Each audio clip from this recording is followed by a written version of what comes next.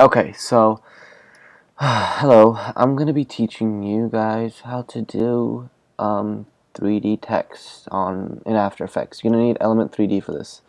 Um, so what you do is once you have your cinematic motion track, you do the same thing as 2D text. You click and you create text.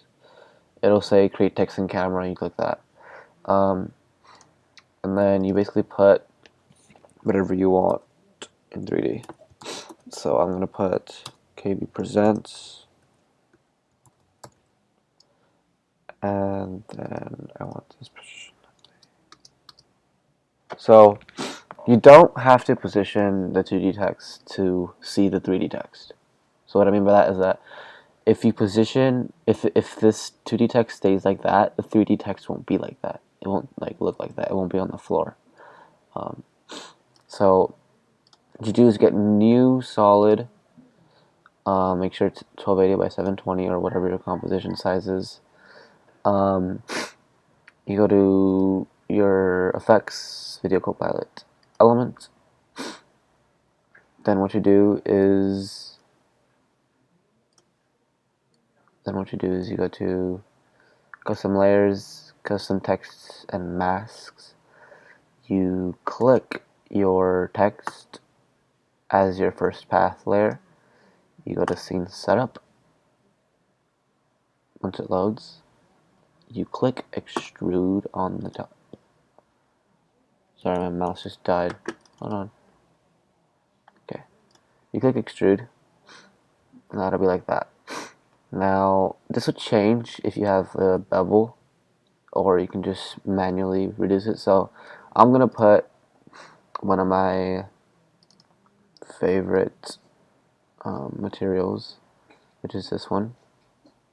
Um, Actually, I'll put this one. So, see, if you put it on, it doesn't change. So what you do is you go to your E right here. I'm using Element V2, by the way.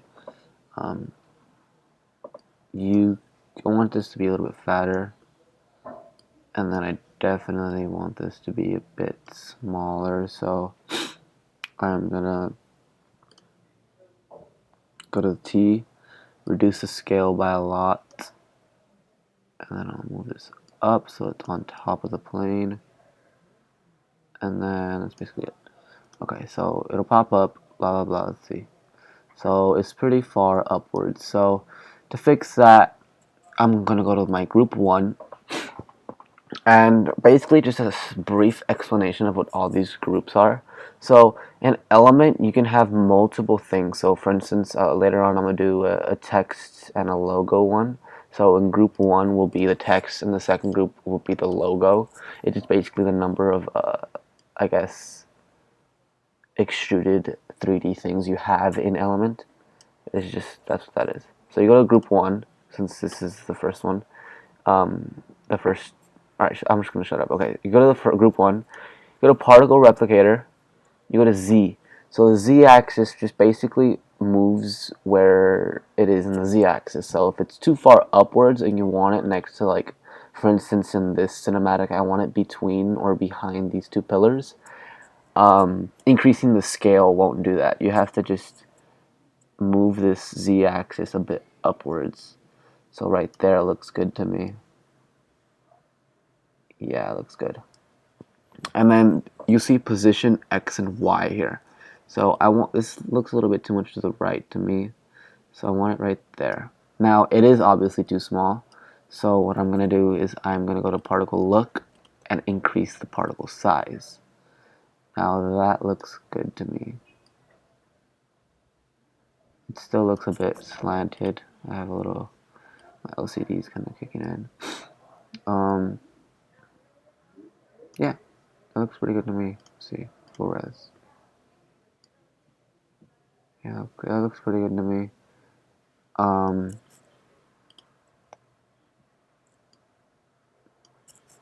actually do want it a little bit bigger, but you guys get the gist of it. Now, to get rid of this little text down here, you just click your 2D text and you move the eye, and then that'll basically be it.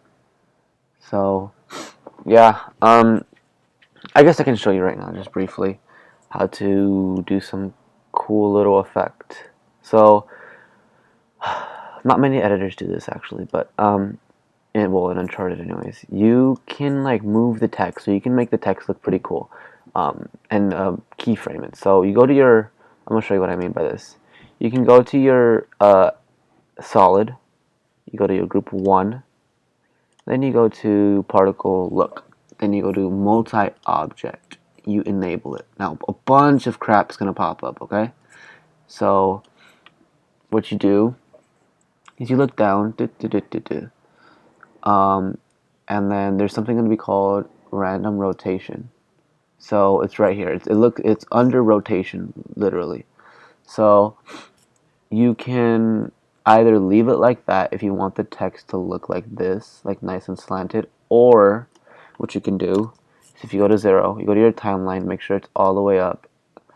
You can either you push the little stopwatch, and then you make it to see however retarded you want it to look, and then you move it upwards to whenever.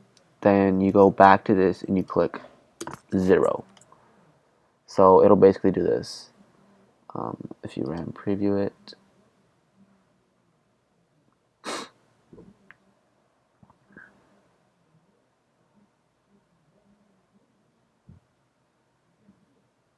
basically like that. Now, if you want the text to come more forward and then slowly move back as the camera moves back, all you do for that is you go to displace, and then I believe it's X or Z, I think. Is it Z? It should be Z. No, it's not Z. It's displace. Oh, what the hell? Oh, it should be scatter. Scatter Z. That's what it is. It's scatter. So there's going to be scatter X, Y, Z. You go to scatter Z, and then you can do the scatter Y. So yeah, you can just basically move around all this stuff. There's scatter, displace, and then all you do is basically just keyframe it. So let's see, I can make this a little bit upwards. So I'm not gonna do it that much. So let's see, I want it to start off cinematic like that. So I push a stopwatch, then I go back to where I want it to like be normal text, and then I move it back to 0. So what that will look like is like this.